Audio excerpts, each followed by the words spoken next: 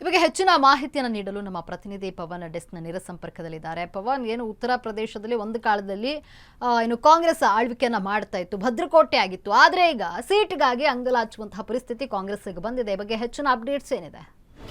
ಲಕ್ಷ್ಮಿ, ಏನು ಮುಂಬರುವ 2027 ವಿಧಾನಸಭಾ ಚುನಾವಣೆಗೆ UPಯಲ್ಲಿ ಈಗಾಗಲೇ ಕಸರತ್ತು ಶುರುವಾಗಿದೆ. ಅಂದರೆ ಆಡಳಿತಾರೂಢ BJPಯು ತನ್ನ ಸ್ಟ್ರಾಟಜಿಯನ್ನು ಮುಂದುವರಿಸಿಕೊಂಡು ಕೆಲಸಗಳನ್ನು ಶುರು ಮಾಡಿದೆ. ಇತ್ತ ಎದುರಾಳಿ ಪಕ್ಷವಾದ SP ಕೂಡ ತನ್ನದೇ ಆದ ಆಡಳಿತವನ್ನು ಮುಂದುವರಿಸಿದೆ. SP ಈಗ ಇಂಡಿ ಕೂಟದಲ್ಲಿದೆ, ಅಂದರೆ ಕಾಂಗ್ರೆಸ್ ನೇತೃತ್ವದ ಇಂಡಿಯಾ ಅಲಯನ್ಸ್ನಲ್ಲಿರೋ ಕಾರಣದಿಂದಾಗಿ ಈಗ ಸೀಟು ಹಂಚಿಕೆ ವಿಚಾರವಾಗಿ ಮಾತುಕತೆ ಶುರುವಾಗಿದೆ. ಅಂದರೆ ವಿಧಾನಸಭಾ ಚುನಾವಣೆ ಮುಂಚಿತವಾಗಿ ಏನು ಮಾತುಕತೆಯನ್ನು ಮುಗಿಸ್ಕೊಂಡು ಮೈತ್ರಿಯನ್ನು ಬಿಗಿ ಮಾಡ್ಕೋಬೇಕು ಅನ್ನೋದು ಅಖಿಲೇಶ್ ಯಾದವ್ ನಿರ್ಧಾರ. ಹೀಗಾಗಿ ರಾಹುಲ್ ಗಾಂಧಿ ಜೊತೆ ಮತ್ತು ಇಂಡಿ ಕೂಟದಲ್ಲಿ ಏನು ಯಾರ್ಯಾರಿಗೆಲ್ಲ ಸೀಟ್ ಹಂಚಿಕೆ ಮಾಡಬೇಕು ಆ ಸೀಟುಗಳನ್ನು ಎಷ್ಟು ಏನು ಉತ್ತರ ಪ್ರದೇಶದಲ್ಲಿ 403 ವಿಧಾನಸಭಾ ಕ್ಷೇತ್ರಗಳಿಗೆ ನಡೀತಾ ಇರುವಂಥ ಈ ಚುನಾವಣೆಯಲ್ಲಿ ಕಳೆದ ಬಾರಿ 2022ರಲ್ಲಿ 105 ಸ್ಥಾನಗಳಲ್ಲಿ ಕಾಂಗ್ರೆಸ್ ಸ್ಪರ್ಧೆಗೆ SP ಅವಕಾಶ ಕೊಟ್ಟಿತ್ತು. ಆದರೆ ಈ ಬಾರಿ ಇಲ್ಲ, ಅದಕ್ಕೆ ಅಷ್ಟಾಗೋದಿಲ್ಲ. ಅಂದರೆ ಈಗ ಕಳೆದ ಬಾರಿ 2022ರಲ್ಲಿ ಏನಾಗಿತ್ತು ಅಂದರೆ 105 ಸ್ಥಾನಗಳಲ್ಲಿ ಕಾಂಗ್ರೆಸ್ ಕಂಟೆಸ್ಟ್ ಮಾಡಿ ಕೇವಲ 2 ಸ್ಥಾನ ಗೆದ್ದಿತ್ತು.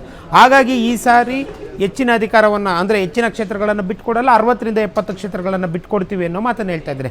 ಇದಕ್ಕೆ ಕಾರಣ ಏನು ಅಂತ ನೋಡಿದಾಗ, ಏನು ಸ್ವತಂತ್ರ ಪೂರ್ವದಿಂದ ಅಧಿಕಾರದಲ್ಲಿದ್ದಂಥ, ಸ್ವತಂತ್ರದ ನಂತರ ಕೆಲವು 2-3 ದಶಕಗಳ ಕಾಲ ಅಧಿಕಾರದಲ್ಲಿದ್ದಂಥ ಕಾಂಗ್ರೆಸ್ಸು ದಿನೇ ದಿನೇ ಕ್ಷೀಣಿಸ್ತಾ ಬಂತು. ಇವತ್ತಿಗೂ ಕೂಡ ಕಾಂಗ್ರೆಸ್ನ ಅಧಿನಾಯಕರಾದಂಥ ರಾಹುಲ್ ಗಾಂಧಿ ಆಗಿರ್ಬೋದು, ಸೋನಿಯಾ ಗಾಂಧಿ ಆಗಿರ್ಬೋದು, ಅವರ ಭದ್ರಕೋಟೆ ಆಗಿದ್ದು ರಾಯ್ಬೇರಿ ಆಗಿರ್ಬೋದು, ಅಮೇಥಿ ಕ್ಷೇತ್ರಗಳು. ಹೀಗಾಗಿ ಈ ಕ್ಷೇತ್ರಗಳಲ್ಲಿ ಕಾಂಗ್ರೆಸ್ ತನ್ನ ಬಲವನ್ನು ವೃದ್ಧಿಸ್ಕೊಳ್ಳೋದಕ್ಕೋಸ್ಕರ ಅವರಿಲ್ಲ ಈ ಬಾರಿ 150 ಕ್ಷೇತ್ರಗಳನ್ನು ಕೇಳ್ತಾ ಇದ್ದಾರೆ.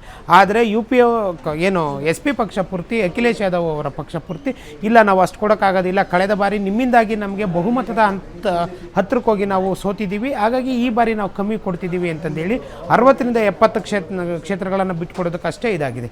ಈ ಏನು ಸೀಟು ಹಂಚಿಕೆ ಅಗ್ಗ ಜಗ್ಗಾಟ ಯಾವ ಮಟ್ಟಕ್ಕೆ ಹೋಗುತ್ತೆ ಅನ್ನೋದು ಮುಂದಿನ ದಿನಗಳಲ್ಲೇ ಕಾದು ನೋಡಬೇಕಾಗಿದೆ. ಲಕ್ಷ್ಮಿ, ಧನ್ಯವಾದ ಪವನ್, ನಿಮ್ಮೆಲ್ಲ ಮಾಹಿತಿಗಾಗಿ.